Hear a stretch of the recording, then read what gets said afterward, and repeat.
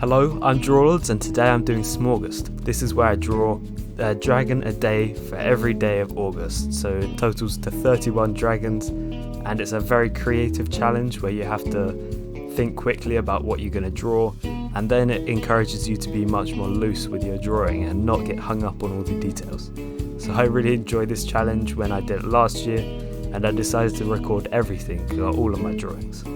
The first drawing was ancient, and with this drawing I didn't have much time, so I decided to do quite a basic design with not much detail in the sketch. It would just be sort of clean lines and then flat colours, just to get a basic concept of this dragon across. The concept was an ancient protector of some ruins of historical importance, and that's why I put him in such a regal pose with a weapon that he was holding on to. And that's why I made him look more intimidating by having his wings all up. I found that this did what I wanted to, but if I had more time I would have spent more time on the initial sketching, making the lines thinner and doing more detail around the head especially. I found that the head kind of turned out a little bit derpy. Other than that, I would have done more with the colours instead of just having 3 colours in the entire design. I would have had 4 colours in the entire design. I would have had more shade using different colours and just gone more in depth with the colouring process and the finishing. But this is where I decided that I would have to just not get focused on finishing the entire design in a way that would make it look more professional. Day 2's prompt was Zap, and for this one I wanted to do a very energetic, very dynamic dragon that was in a very powerful pose with lightning arcing from its mouth. And from this I used inspiration from a book that I recently got called Dracopedia Legends, where another artist shows how he draws dragons, and he's really good at drawing dragons, both traditional and digital media, and he uses a much more sketchy style in his final line arts that I have been doing, and I felt that this would lend a lot into the sort of energetic and erratic nature of the word Zap. So that's how I ended up doing the line art of this dragon, and I think it worked very well. For the positioning I decided to have it leaping over some sort of mountain, and I think it worked very well for this dragon, and I think I got the positioning pretty good. For line art you can see it's much more sketchy, it's a lot thinner than the last dragon that I drew, and it's also more detailed because I had more time today, so I really wanted to do more detail in this dragon to experiment with how this new line art style would work with certain dragons.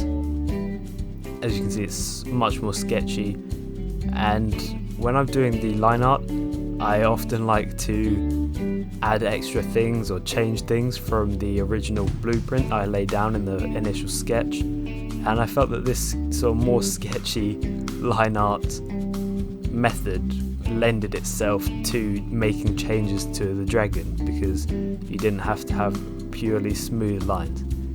Onto the colouring, I did a very light colour at first, but then once I thought about what was going to go into the chest sort of generatory area, I decided that a dark blue would be much better for this dragon, and it would add more contrast between the dragon and the lightning that it produces. Then I moved on to shading, and I did a very simple shading where it was just highlights and shadows, and then I blended them out.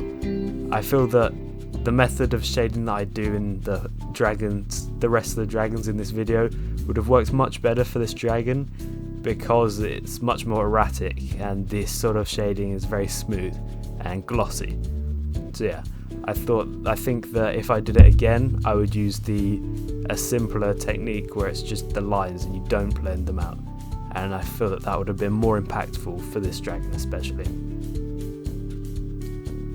The third prompt was B, and for this one I decided just to do a quite a cute dragon where it was going to be very much just a typical bee dragon.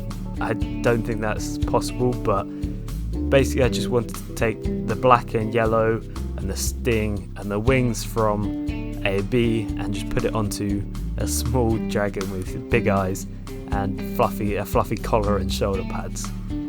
For the line art, I used the more smooth approach for this one, though I added lots of jaggy edges for fur to show that this dragon wasn't scaly. It had lots of fur on it, like bees do, though I don't think it's called fur on bees. And then I just go around and I blob the colours in, and then I clear it all up with the rubber. I really like how the simple colours looked on this, but I decided I would want to go in and do more detail, and with the black on the fur, I decided to sort of blend it out, and that made it look more like a bee, where it's not a solid colour, it's very much blended into the rest of the fluff. And then I do a small background, but I hide that for the rest of the dragon so that it didn't interfere with like picking colours and things like that. Also with the line art, I think when in some sections I did use accidentally use like a very dark blue, so in some areas the line art isn't as clear as I wish it was. And the shading is the sort of shading that I was talking about in the previous dragon, where it's very jagged and very blocky, but it has a very startling effect. Day 4 prompt was gas, and for this dragon I sort of imagined a creature that hid up in the trees and waited for insects or something to come past, and then it would spray them with this gas that would knock them out, and then it would strike them like a snake. So that's where the snake aspect of this came from, and I felt that it lend itself to a green boa, because gas tends to be green when it's showed with things like dragons. If you think of Barf and Belch from How to Train Your Dragon, that's a green dragon, and poison and gas are very linked, and green dragons in D&D are poison and they use gas instead of fire or anything like that. So that's where green came from, and I tried to make this dragon look very snake-like in its facial structure, as I struggle with this sort of facial structure, so I decided to challenge myself. Looking at reference was how I made it look more snake-like than usual. However, I don't think it fits into this as snake-like as I wanted it to, though I'll just have to keep practicing and keep doing snake-like dragons for this head shape to work and for me to get this head shape down. As you can see, it's like spitting gas from its mouth, and I also wanted this gas to sort of be spilling from its mouth instead of being shot, even though it would have to shoot the gas at some sort of prey. Then with the colouring, I went in very roughly with all the colours that I need to, and then I would just erase around the edges to make it look clean. This took probably the longest in the colouring process, like longer than the shading or the initial colouring, because I just had to go in everywhere and do the erasing, and there was a lot of area of this dragon that I didn't realise there would be. Then I went onto the mouth, and to make this very much a focal point that I wanted it to be, I used a very vibrant red, and that contrasted very well with the green of the head, and also the head was where the bulk of the detail was. So then I move on to shading, because otherwise it looked very flat without it, and I just do a basic darks and highlights over the entire thing, and that just adds a little bit of variety with the dragon and makes it less flat. I think this was one of the least well executed but mostly finished dragons, but I still like it. For me, my day 5 dragon didn't really turn out well, but I decided to put it in here anyway because I wanted to show you that I didn't do it, and it's okay not to finish drawings if you're really not feeling it. And with this dragon, once I'd done the line art and the colouring, I just really didn't like how it was turning out, so I decided to stop, maybe coming back to it another day, but I won't. Following day 5 was zombie, and I really wanted to do something good for this day after yesterday of not really doing much. And I really like how this turned out.